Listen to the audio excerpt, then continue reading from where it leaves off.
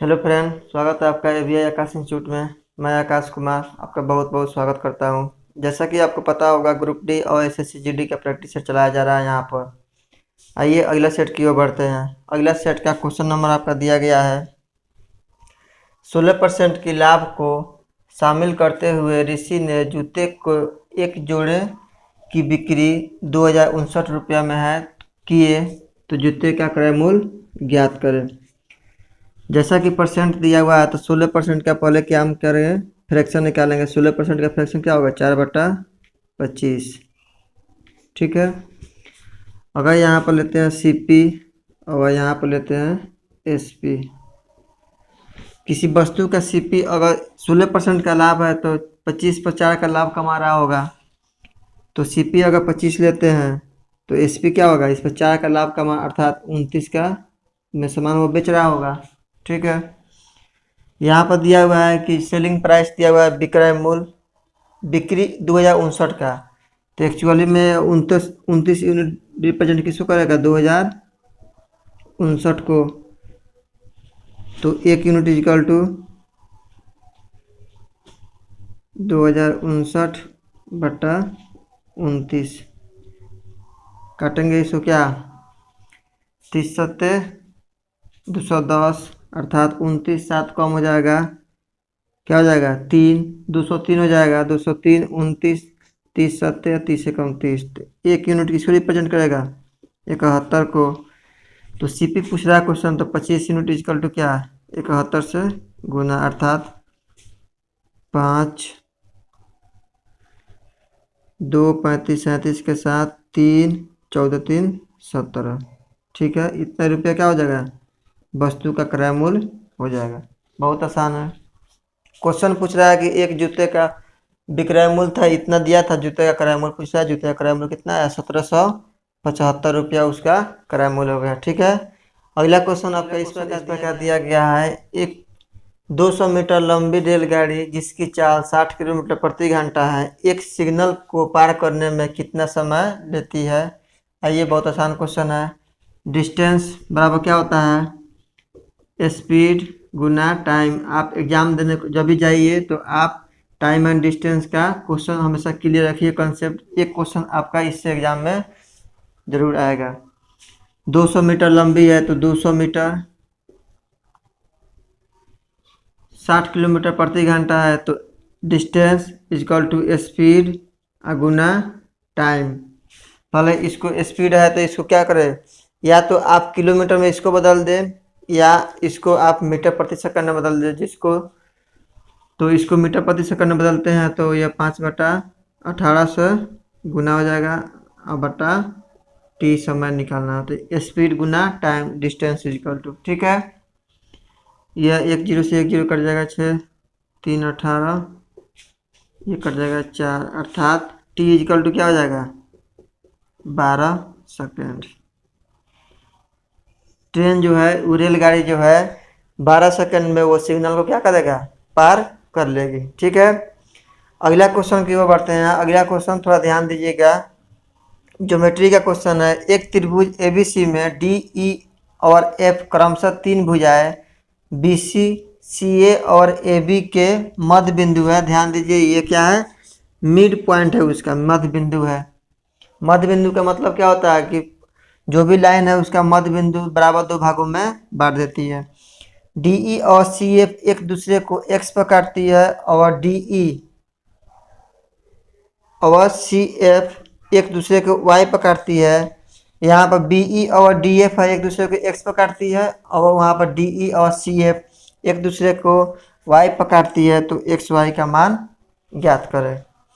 आइए इसका थोड़ा फिगर बना कर देखते हैं, समझने का कोशिश करते हैं इसको। क्वेश्चन बोल रहा है कि एबीसी एक त्रिभुज है।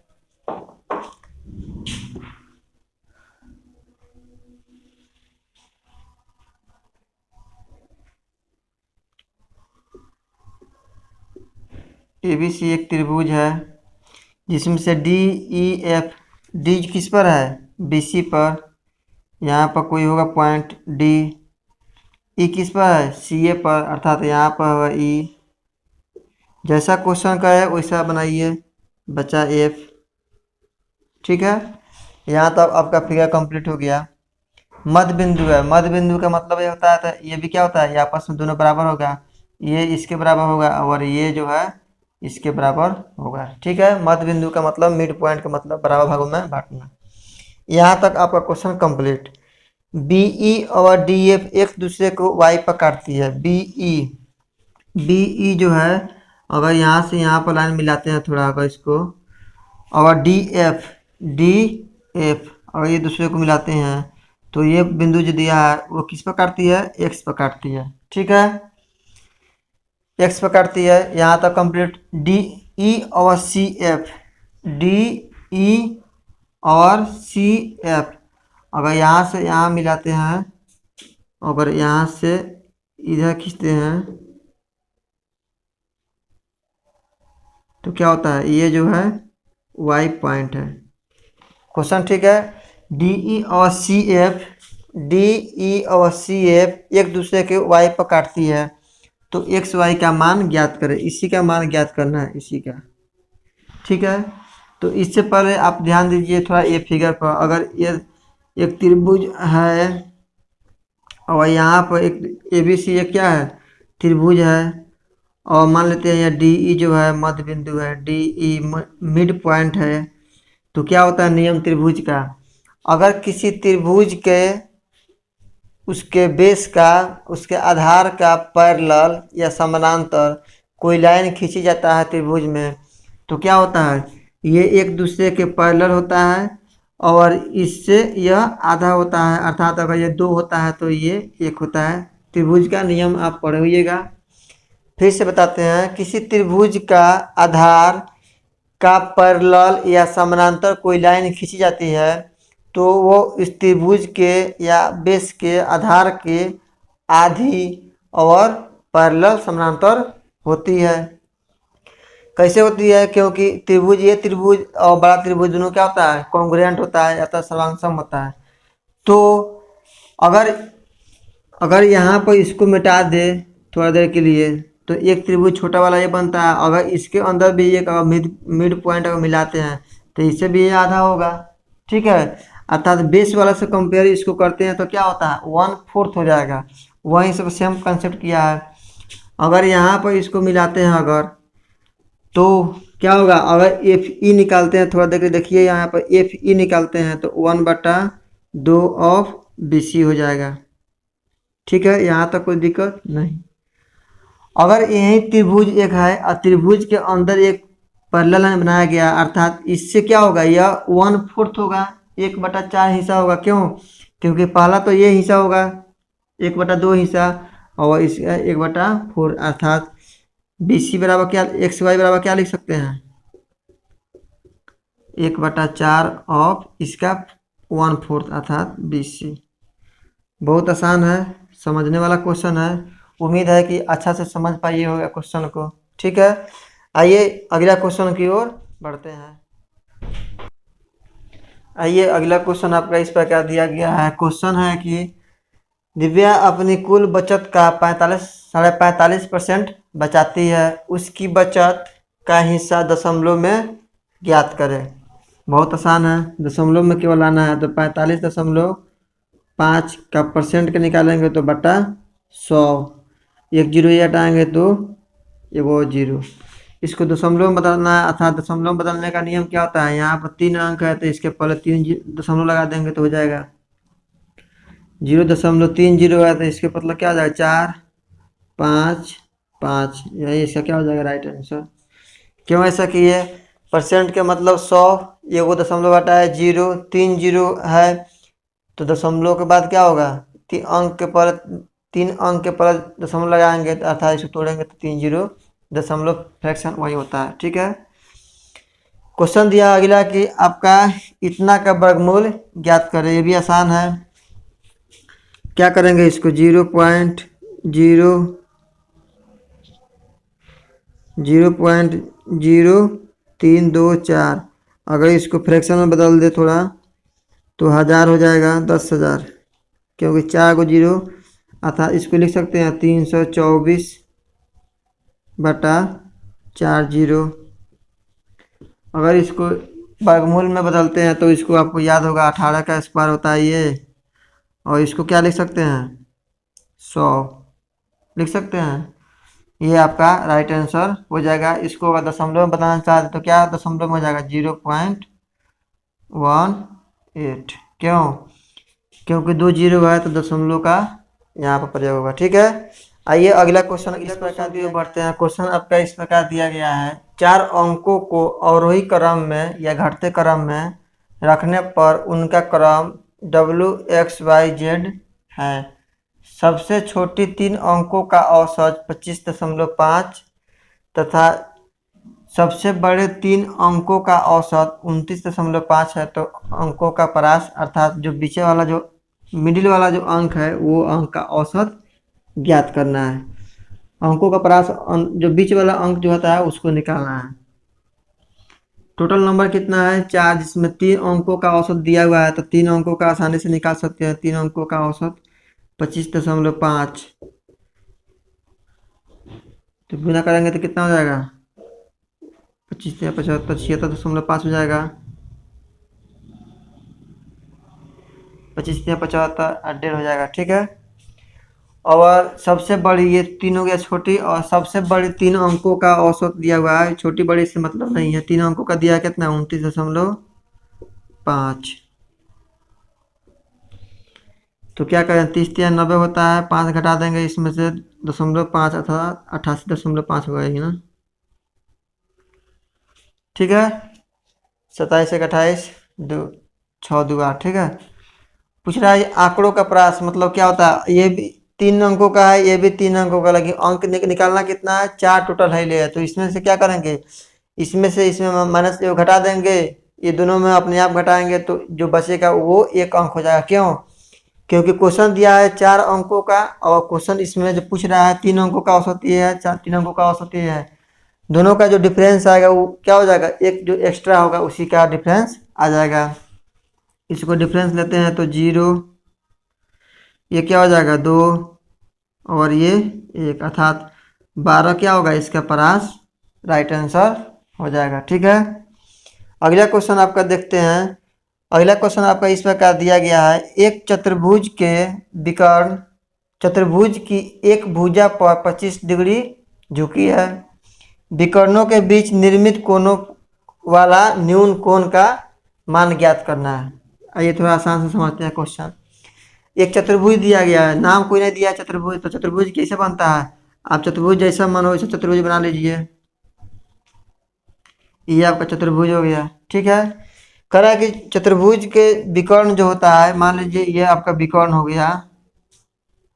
ठीक है, विकर्ण चतुर्भुज की एक भुजा पर, मतलब विकर्ण जो कोई भी विकर्ण तो होता है तो एक भुजा पर झुकी हुई होती है। मान लीजिए कि झुका हुआ है कोण ये भी 25 डिग्री होता है। तो आप इसमें इतने दिमाग लगाएं अपने से कि ये 90 होता है तो ये 25 हो गया तो ये 55 नहीं।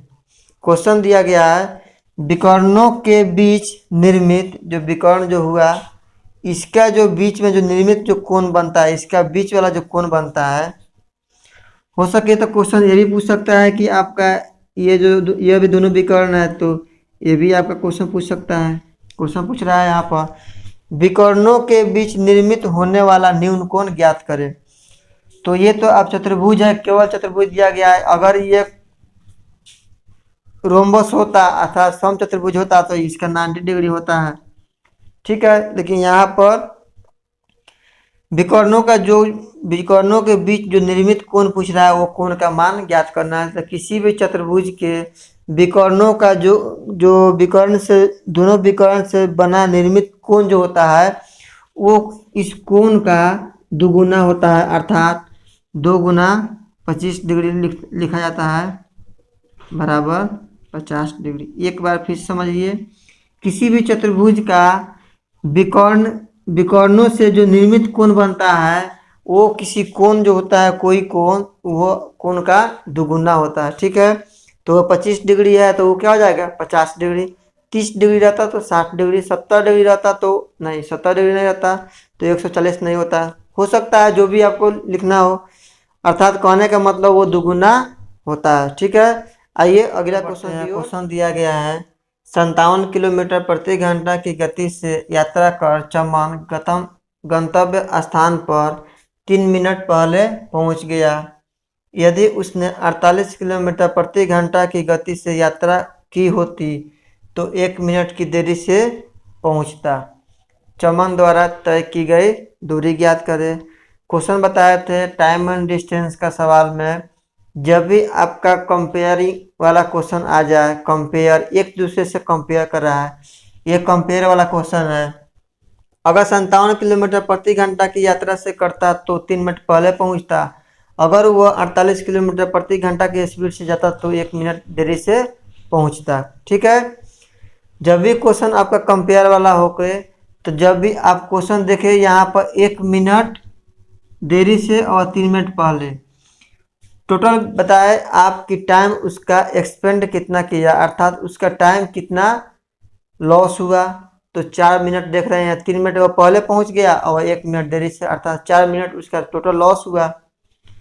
तो कंपेयर के लिए क्या बताए थे, ये दोनों का डिफरेंस 57 गुना 48 बटा ये दोनों का डिफरेंस 9 गुना 4 मिनट, तो 4 बटा 60 से भाग करेंगे तो घंटा में चल जाएगा। ये क्या हो गया डिस्टेंस। कैसे, स्पीड गुना टाइम। आप जो भी क्वेश्चन बनाइए आप उसके अकॉर्डिंग फार्मूला के अकॉर्डिंग आप रखिए, अपने आप मान आ जाएगा। ठीक है, ये यहाँ पर कटेंगे 15, ठीक है, 5 से कटेगा, 3 से काटिए, 3 बच्चे 3 19, ये 3 ये 16, ठीक है, 5 3 15, 16 से 19 से गुना करेंगे, 16 9 44 4 14 16 14 30 बटा 15। ठीक है, इसको भाग दे रहे होंगे हम, 15 दूना 30, 20 हो जाएगा यहाँ पर दशमलव 4, कितना आएगा 0, 15 दूना 30, जो भी समथिंग हो इसका राइट आंसर हो जाएगा। क्या, ये इतना किलोमीटर दूरी तय की। ठीक है, आइए थोड़ा अगला क्वेश्चन को ध्यान देते हैं। क्वेश्चन आपका इस प्रकार दिया गया है, 2 पाइप ए और बी एक जलाशय को 4 घंटे में भर सकते हैं। यदि दोनों को अलग अलग खोल दिया जाए, अलग अलग नल खोला जाए, तो बी जलाशय को भरने में ए से ... घंटे अधिक लगता है, जबकि ए जलाशय को भरने में 6 घंटे का समय लेता है। क्वेश्चन एक बार अपना से पढ़े और समझने का प्रयास करें। ठीक है, क्वेश्चन समझने का प्रयास करें। थोड़ा क्वेश्चन दिया है, लैंग्वेज घुमा दिया है क्वेश्चन, इसीलिए बार बार बोलते हैं आप कभी ट्रिक के चक्कर में ना पड़े, उसका कंसेप्ट समझे। कंसेप्ट अगर क्लियर होगा तो ट्रिक अपने आप, ट्रिक अपने से बनता है, अपने से बनाया जाता है। एक क्वेश्चन को 5 बार 6 बार बनाइएगा, अपने आप ट्रिक क्रिएट होना है, अपने आप क्रिएट हो जाएगा। आइए क्वेश्चन ध्यान समझते हैं। अगर ए और बी दोनों एक साथ किसी काम को कर रहे हैं, तो ए और बी एक जलाशय को दोनों एक साथ भर रहे हैं तो 4 घंटा में भर दे रहे हैं। ठीक है, यदि दोनों अलग अलग खोल दिया जाए तो बी जलाशय को भरने में ए से कितने घंटे अधिक लेंगे, या ... घंटे अधिक लेते हैं, जबकि बी ए जो है जलाशय को भरने में 6 घंटे लेता है। ये जो है 6 घंटे लेता है समय। क्वेश्चन थोड़ा का घुमाया है लेकिन कुछ है नहीं, समझने लायक है। 6 4 का एलसीएम 12 हो जाता है यहाँ पर, 3 और ये हो जाएगा 2। ये जो होता है ए प्लस बी दोनों व्यक्ति एक साथ मिलेगा तो एक दिन में 3 घंटा काम करेगा, मतलब 3 घंटा नल चलेगा तो 4 घंटा में टंकी आपका फुल हो जाएगा। ए अकेला 2 घंटे डेली काम करेगा तो 6 घंटा में टंकी फुल कर देगा। ठीक है, अगर इसमें से ए प्लस बी एक दिन में 3 यूनिट काम कर रहा है, जिसमें से ए जो है 2 यूनिट काम कर रहा है, तो बी कितना काम करेगा, 1 यूनिट काम करेगा। क्यों, क्योंकि 2 में 1 जोड़ेंगे तभी तो 3 होगा। ठीक है, तो क्वेश्चन में अगर पूछते हैं हम कि बी या उस काम को बोले या उस जलाशय को कितने देर में पूरा भर देगा, तो पूरा जलाशय कितना है, 12 लीटर का टंकी है, एक डेली भर रहा है, अर्थात 12 घंटे में वो टंकी को भर देगा। ठीक है, यहाँ तक कोई दिक्कत नहीं। ये तो हो गया आपका। अगर बी कंप्लीट पूछता कितना देर में टंकी भर रहा होगा या जलाशय भरेगा, तो 12 घंटे में भर देगा। लेकिन क्वेश्चन देखिए यहाँ पर, बी जलाशय को भरने में ए से कितने घंटे अधिक समय लेता है। तो ए जो है एक दिन में 2 यूनिट काम कर रहा है, तो ए जो है बी से कितना देर अधिक काम लेगा, अर्थात 2 काम लेगा, अर्थात 6 घंटे में जो है ये जलाशय को भर देगा। तो बी जलाशय को भरने में ए से 6 घंटा अधिक समय लेगा। ये आप ये समझे कि बी 1 यूनिट एक दिन में काम कर रहा है, तो 6/1 अर्थात 6 घंटे। ठीक है, बहुत आसान क्वेश्चन है, समझ गए होंगे, उम्मीद यही करते हैं। आइए अगला क्वेश्चन की ओर बढ़ते हैं। क्वेश्चन इस प्रकार वह छोटी संख्या ज्ञात करे, छोटी से छोटी संख्या ज्ञात करे जिसमें से यदि 6 कम कर दिया जाए तो वह 12, 15 और 20 तथा 27 से पूर्णतः विभाज्य हो जाए। जब भी ऐसा क्वेश्चन आए, आपका इतना कम कर दिया जाए या पूर्णतः इतना से विभाजित हो जाए या बड़ी संख्या से बड़ी संख्या ज्ञात करें, तो सबसे पहले आप इसका एलसीएम निकालिए।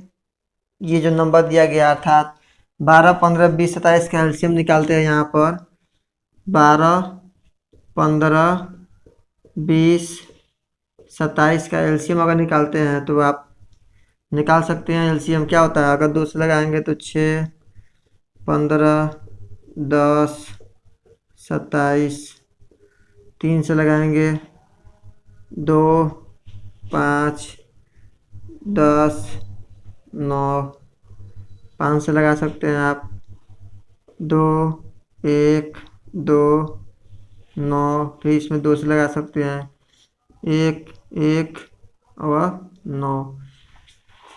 कितना आएगा, 9 दूना 18, 25, 90, 90 छक 54 अर्थात 540 इसका एलसीएम आ गया। ठीक है, तो ये छोटी से छोटी संख्या इसका जो है, जो इतना से विभाजित पूर्णतः हो रहा होगा ये नंबर। ठीक है, लेकिन क्वेश्चन कर रहा है जिसमें से इसमें से 6 कम कर दिया जाए, इसमें से नहीं, जो वो संख्या आएगा उसमें से 6 कम कर दिया जाए तो वो संख्या इतना से विभाजित होगा, अर्थात इसमें अगर 6 जोड़ देंगे तो 546 हमारा हो जाएगा इसका राइट आंसर। अब ये आपका आंसर हो गया। अब इस आंसर से आप मिला सकते हैं क्वेश्चन। वह छोटी से छोटी संख्या ये आपका हो गया जिसमें से इसमें से 6 कम कर दिया जाए तो 540 आ जाएगा। तो 540 क्या होगा, ये नंबर से पूरा विभाजित हो रहा होगा। ठीक है, यहाँ देख पा रहेंगे कितना आसानी से क्वेश्चन डील हो गया। इसी तरह आप क्वेश्चन का लैंग्वेज पढ़िए और लैंग्वेज से क्वेश्चन को खेलना सीखिए। अगर आप लैंग्वेज से क्वेश्चन खेलना सीखे तो आपका एग्जाम बहुत आसानी तरह से निकल जाएगा। अगला क्वेश्चन दिया गया है, ये क्वेश्चन उम्मीद है कि आप बना पाएंगे। 2 संख्याओं का मौसा और लौसत दिया गया इतना इतना, तो इनमें से एक संख्या दिया है 105, दूसरी संख्या ज्ञात करें। इसका तो एक फार्मूला होता है एलसीएम गुना एचसीएफ इक्वल टू क्या होता है, फर्स्ट नंबर गुना सेकंड संख्या। ठीक है, तो एलसीएम इसका कितना दिया है 210, एचसीएफ दिया है 35, तो पहला संख्या दिया गया है 105, तो दूसरी संख्या ज्ञात करना है। ठीक है, यहाँ से कटेगा 105 दूना, दूसरी संख्या क्या हो जाएगा 70, हमारा इस क्वेश्चन का राइट आंसर हो जाएगा। बहुत आसान क्वेश्चन है। देखिए इतना ही आसान आपका क्वेश्चन एग्जाम में पूछा जाएगा। ये नहीं है कि बहुत हार्ड नहीं। आपका ग्रुप डी है एग्जाम, जैसे जीडी का है, बिहार पुलिस का एग्जाम होता है, उसके लिए भी सफिशियंट है। इस सब एग्जाम के लिए ये लेवल बहुत उसके लिए हो गया। आपको ज़रूरत है इस पर प्रैक्टिस बना रहे, जितना जल्दी प्रैक्टिस करें कि आपका 25 क्वेश्चन एग्जाम में आता है, तो 25 क्वेश्चन को एग्जाम में हो सके तो आप टिकल 10 से 12 मिनट में क्वेश्चन को टिकल करने का कोशिश करें, क्योंकि इतना आपका अगर एवरेज आपका अगर फ्री हैंड हो जाता है तो आपका सिलेक्शन से कोई नहीं रोक पाएगा। ठीक है, आइए अगला क्वेश्चन की ओर बढ़ते हैं। आपका अगला क्वेश्चन दिया गया है 7/11 प्लस 8/17 माइनस 1/13 गुना 286/11। तो इसको सॉल्व करेंगे। सॉल्व करना है, जो सॉल्व करेंगे जो आएगा आपका राइट आंसर आ जाएगा 1/13 गुना, यहाँ से इसे छोड़िए, यहाँ पर काट दीजिए डायरेक्ट। 13 से कटेगा 13 दूना 26, 2 1 13 कम 13, ठीक है। 13 दूना 26, 2 उतरेगा 13 दूना 26, 11 से कटेगा 2 अर्थात यहाँ पर 2 लिख सकते हैं, ठीक है। इसका एलसीएम लीजिए। एलसीएम कभी बताया है कि अभी कभी इसका एलसीएम भूल के भी अभी गुना नहीं कराए, क्योंकि हो सके तो बिना गुना का काम चल जाए आपका, इसलिए आप गुना न कराए पहले। तो 7 से गुना करेंगे, ये इससे गुना हो जाएगा तो कितना हो जाएगा 119 माइनस 88 प्लस यहाँ प्लस माइनस यहाँ हो गया। अब यहाँ गुना कराना पड़ेगा, क्यों? क्योंकि 2 से है। तो 11 एकम 17 एकम 17 के 1 17 1 18 गुना 2 कराएंगे तो क्या हो जाएगा 14 के 4 16 1 17 2 1 3 374, ठीक है। और ये दोनों गुना कराएं तो 187 आएगा, याद रखिए। आगे देखिए, ये नीचे वाला कितना हो जाएगा 187। इसमें जब ये जोड़ेंगे तो कितना हो जाएगा 9 8 17 9 10 2, ठीक है। 374 से घटा देंगे, इसमें क्या हो जाएगा 7 6 67 हो जाएगा, ठीक है। तो यहाँ पर 67 सॉरी 167 होगा माइनस, यही आपका राइट आंसर हो जाएगा क्वेश्चन, ठीक है। आप अपने कैलकुलेशन कितना फास्ट कर रहे हैं ये आप पर डिपेंड कर रहा है। हमको तो समझाना है, एज ए टीचर हमको तो समझाना है आपको, इसलिए अपना आसान से समझा रहे हैं कि आप एक एक पॉइंट समझ जाए। नहीं तो आपका बाद में डाउट होगा तो आप कमेंट कीजिएगा। इससे पहले हम है कि समझा देते हैं कि आपको कमेंट करने का नौबत ना आए, आपको आसानी से समझ जाए, ठीक है। आइए अगला क्वेश्चन की ओर बढ़ते हैं। अगला क्वेश्चन इस प्रकार दिया गया है, साइबल ने 8% की हानि पर एक कमीज 345 रुपये में बेची। 12% लाभ प्राप्त करने के लिए कितने रुपए में कमीज की बिक्री की जानी चाहिए, ठीक है। तो पहले 8%, आइए पहले इसको थोड़ा क्लियर कर दें। ये 8% पहले दिया है, तो 8% हानि का मतलब क्या होता है बताए थे। क्वेश्चन जब भी परसेंट का है तो सब कुछ भूल के परसेंट पर लाइए, आप परसेंट पर आसानी से बन जाता है। 8% का हानि फ्रैक्शन निकालेंगे 2/25। यहाँ पर जरूर आप साइन माइनस या प्लस दे, क्योंकि ये आपको डिनोट करता है कि क्वेश्चन दोबारा नहीं पढ़ना पड़े। अगर माइनस दे दिया इसके मतलब हानि बोल रहा होगा, प्लस दिए तो लाभ कर रहा होगा। इसलिए ऐसा किए क्योंकि क्वेश्चन आपको दोबारा पढ़ने से बच जाए, जिससे टाइम आपका बच जाता होगा। यहाँ पर अगर सीपी लेते हैं, यहाँ पर एसपी लेते हैं, तो पहला वस्तु का 25 रुपये अगर सीपी होता है तो 2 रुपये की हानि अर्थात 23 में बेचता होगा, ठीक है। लेकिन वह बेच कितना रहा है एक्चुअली में 345। तो 23 यूनिट किसको रिप्रेजेंट करेगा 345। तो 1 यूनिट किसको 1 यूनिट इक्वल टू क्या होगा 23 से कम 23, कितना हो जाएगा 4 1 5, इतना हो जाएगा। 25 25 25 छक, तो 25 23 छक नहीं होगा, 23 पचे करेंगे तो 45, 25 20 2 22, और ये 8 2 4 दूना 4 25 आवा, ठीक है। 2 का लाभ 23, ठीक है। 23 एकम 23 हो जाएगा, बचेगा क्या 14, 11 बचेगा सॉरी 1 1 5 23, 11 बचेगा 115, 23 बचे 20 बचे 100, 115 हो जाएगा, ठीक है। तो 1 यूनिट बराबर 15, तो 25 यूनिट बराबर कितना हो जाएगा गुना 15, 25 पच्चे 15 पच्चे 75, 30 7 37, इतना रुपया में क्या हो रहा है, उस आर्टिकल को या सामान को खरीद रहा होगा।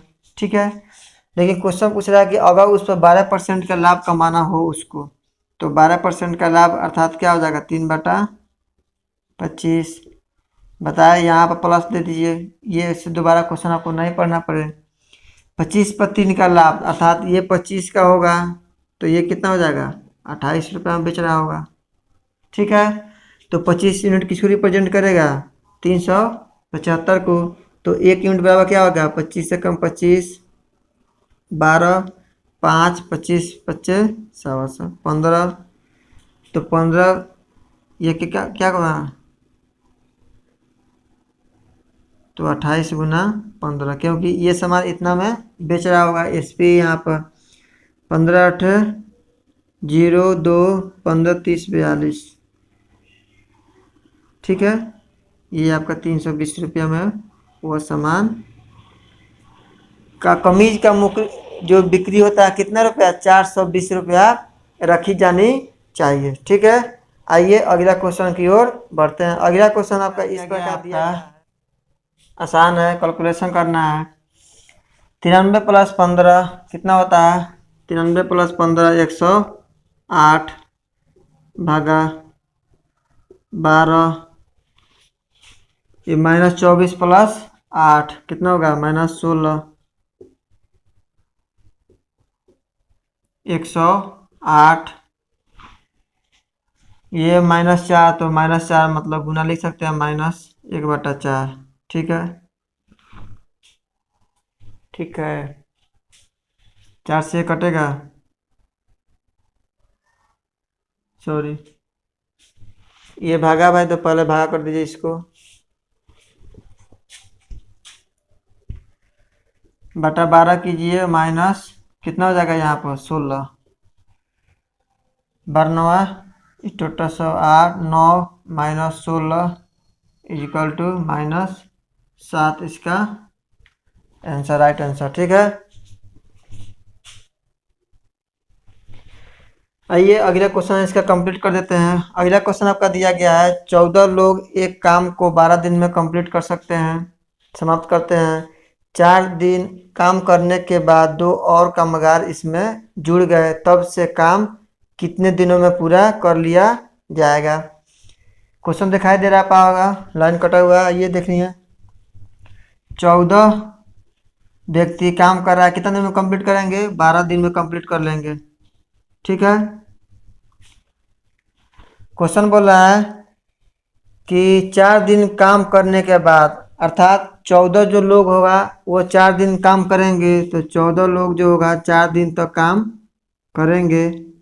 उसके बाद क्या होगा, 2 मजदूर और आ गए उसमें, अर्थात पहले 14 थे, तो अब कितना हो जाएगा, 2 और जुड़ गए, तो मतलब 16 हो गए। तो 16 व्यक्ति इस काम को कितने दिन में कंप्लीट करेंगे, तो यह बराबर।